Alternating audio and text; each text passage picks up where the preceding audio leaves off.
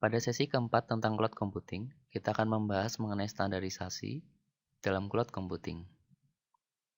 Standarisasi adalah salah satu hal yang penting pada cloud computing.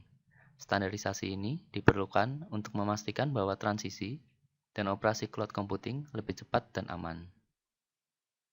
Interoperability data menjadi salah satu tantangan yang ada dalam cloud computing, dan untuk mengatasinya diperlukan suatu standar interoperability data pada cloud computing. Pengembangan manajemen dan konseptual standar yang belum sepenuhnya dilakukan dapat berakibat pada hasil cloud computing yang tidak optimal. Berikut adalah organisasi yang menyiapkan standar cloud computing, seperti ISO, CSA, dan IETF. Gambar berikut menunjukkan lokasi dari organisasi pembuat standar cloud computing, seperti ISO yang berada di Swiss, dibentuk pada tahun 1947 dan anggotanya mencakup 163 negara. Kemudian ada CSA yang bermarkas di Amerika, dibentuk pada November tahun 2008 dengan anggotanya yang terdiri dari 11.000 individu dan 60 corporate. IETF juga bermarkas di Amerika, dibentuk pada tahun 1986 dan anggotanya terdiri dari 21 peneliti.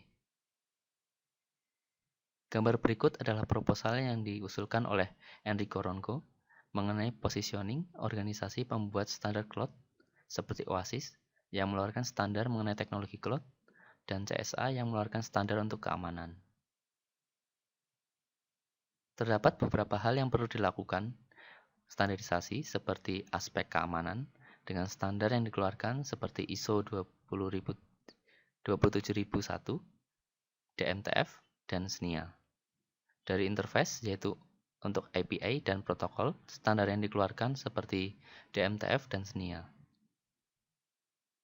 Pada bagian ini akan dibahas mengenai standar cloud computing dari sisi keamanan, interoperability, billing, dan quality of service.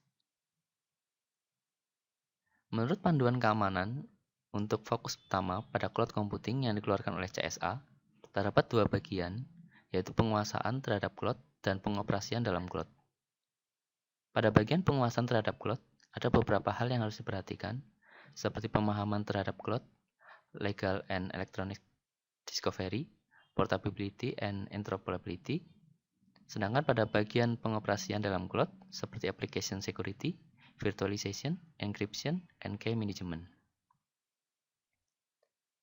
Dalam memahami mengenai cloud, perlu diperhatikan beberapa hal berikut. Cloud muncul karena adanya permintaan terhadap penggunaan komputasi dan penyimpanan. Cloud computing mempunyai 5 karakteristik, yaitu on-demand self-service, broad network access, resource pooling, rapid electricity, and measure service. Terdapat 3 model delivery, yaitu infrastruktur as a service, platform as a service, dan software as a service. Sedangkan dari deployment model, cloud computing mempunyai 4 buah model, yaitu public, private, hybrid, and community. Dari ketiga model delivery dari cloud computing, kebutuhan security berbeda sesuai dengan jenis layanan yang ditawarkan. Pada infrastruktur as a service, penggunalah yang harus membangun security sesuai dengan kebutuhannya. Kemudian ada platform as a service dan software as a service. Pada software as a service, kebutuhan akan keamanan dapat diajukan melalui RFP oleh pengguna kepada penyedia layanan. Berikut ini adalah rekomendasi untuk governance dari Governance and Enterprise Risk Management. Perlunya investasi sebagian dari pengamatan cloud computing untuk meningkatkan keamanan provider. Perlunya kerjasama antara pengguna dan provider dalam mengelola tata keamanan yang tangguh. Harus mereview proses dan struktur tata kelola keamanan informasi. Struktur kolaboratif governance harus diidentifikasi dan dituangkan dalam perjanjian layanan. Bagian keamanan harus dilibatkan dalam pembentukan SLA. Menyusun metrik dan standar untuk mengukur performansi dan efektivitas, mencantumkan metrik dan standar keamanan dalam SLA dan kontrak. Sedangkan untuk rekomendasi Enterprise Risk Management, yaitu SLA, persyaratan kontrak, dan dokumentasi penyedia merupakan hal yang sangat penting untuk manajemen risiko. Audit tradisional dan assessment mungkin tidak tersedia karena on-demand provisioning dan multi-tenant.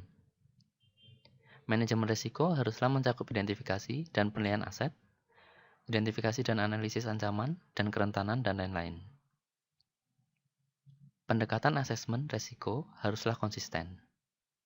Inventory aset untuk aset yang mendukung layanan cloud dan kontrol penyedia, vendor dan layanannya menjadi subjek asesmen risiko.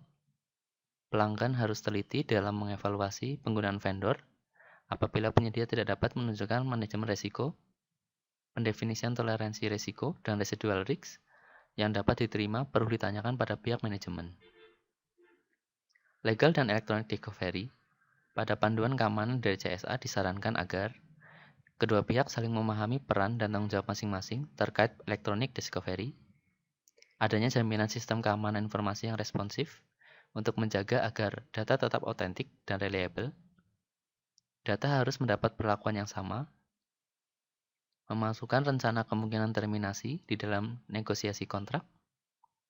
Pelanggan harus mengetahui lokasi hosting data, memasukkan pembahasan terkait masalah keamanan di dalam perjanjian layanan, kemampuan untuk memonitor dan menguji performansi sistem berdasarkan perjanjian layanan.